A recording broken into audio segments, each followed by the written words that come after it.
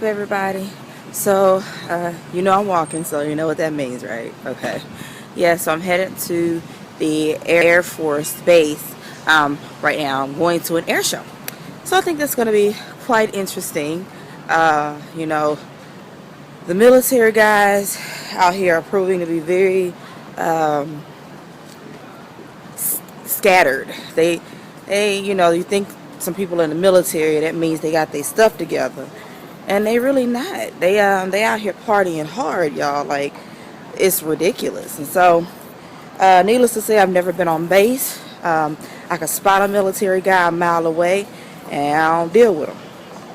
But my friend Deja, her cousin's in the Air Force, and they're supposed to be having some big American like party with American barbecue and American games and an air show and all that. So your girl ain't passing up no American barbecue, so I'm headed that way. But I'm kind of walking and strolling and thinking, as you know I do. And I was thinking about the fact that I went out last night with my program fellows. Wait, hold up. I have to fix my hair, sorry. I went out with my program fellows. I came out here in a program called CIEE. And so they are my advocates. If something goes wrong on my contract, I don't duke it out on my own. I call my coordinator. They take care of everything. They made sure I had insurance before I even got here, even though I do have insurance through Korea.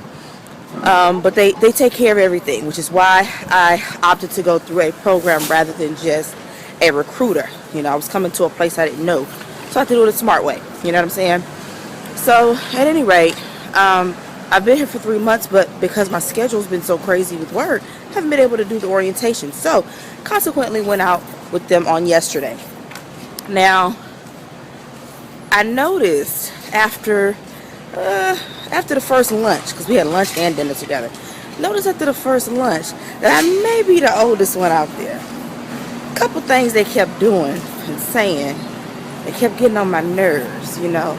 And my grandma used to always say, when you get older, like, your tolerance, just something happens with your tolerance, and you just don't have it anymore. Before you may have had a little bit of time to kind of ha and laugh when stuff wasn't funny. Now you look at people like, yeah. So I found myself in that vein a little bit yesterday. And these babies was 21, 22. I think the oldest was out of the group. The little babies was like 22. And then it was me. And then the actual coordinator guy for the actual program, he's 33. Okay, so we're the older two up there. And you had one little girl talking about making all these long-term plans with her boyfriend from like 9th grade. And I'm looking at her like, boo-boo, you probably ain't gonna know that dude's name in a hot second, I promise. And then she talking about she don't want to get married, because that's just such a life commitment. But yet she talking about moving this dude to Korea. Dude moving across the waters, and it's not a life commitment. Yeah. So of course I was irritated by them. They was doing a lot of giggling. My grandma called it Snigglin.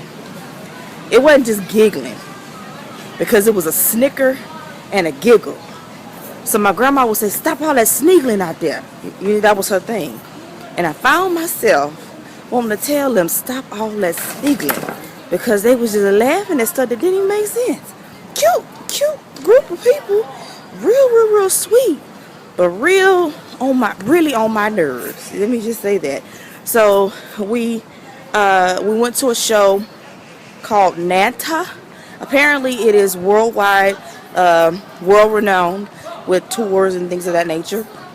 It was good, but listen, at this point, if you sit me still anywhere for any length of time, I'm bound to fall asleep. Like, I'm sorry, but that's just gonna happen. So we sitting there, the building and got cold, and I ain't got no jacket on, and the lights is off. Next thing you know, I'm bobbing and weaving with my head. It was just ridiculous. So when I finally came to myself, it was in the middle of the show. It's actually a really good show. Finished out the show, left. they wanted to have drinks.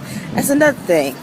These young babies out here, they always want to get drunk. That's all they talk about. Ooh, let's get some soju. Ooh, let's get some. And then, of course, they're uncomfortable because I'm the non-drinker. So they're like, Nia, are you uncomfortable if we drink? My thing is, no. Do you, boo? But just know I don't babysit. I'm not holding your head over a toilet. I'm not taking you home. I'm not getting you undressed because you done vomited all over yourself. I ain't doing none of that foolishness. I ain't your mama. So, yeah, we made that real clear. After that, we had dinner at this Thai restaurant. And it was after 9 p.m. Now, I'm tired. My feet hurt. My knees starting to bother me. Okay, and I done got cranky.